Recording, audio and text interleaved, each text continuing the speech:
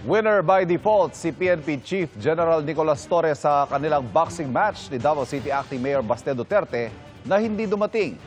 Pero giit ni Duterte, hindi naman niya hinamon si Torre. Nakatutok si Katrina Son. Naghiyawan ang mga tao sa Rizal Memorial Coliseum nang lumabas si PNP Chief General Nicolas Torre III. Suot ang kanyang pulang boxing jersey at gloves, handa na para sa boxing match nila ni Davao City Acting Mayor Baste Duterte. Maya-maya, nag-countdown. At nang matapos ang bilang at wala si Duterte. Winner by default si Torre dahil sa hindi pagdating ni Duterte. May mga statements na rin siya na hindi na rin darating. Kaya itunuloy na lang natin sapagkat marami ang nagbayad. Marami ang nagbayad. Nakalikom tayo ng mga 350,000 na lang sa gates. So we have to show up and give the people what they expect.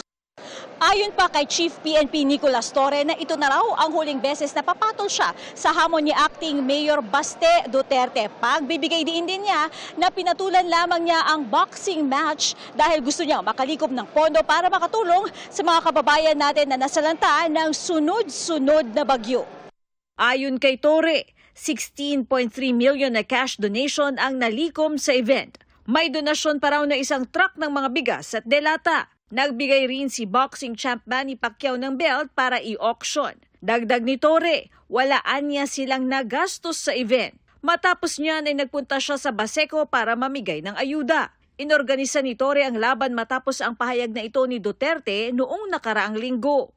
Kasi matapang ka lang naman, we have the position pero kusuntukan tayo, kumakaya bita.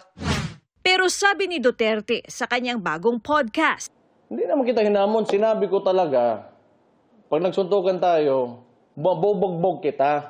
Nauna nang sinabi ni Duterte na hindi siya makakapunta ngayong linggo dahil may mga gagawin siya.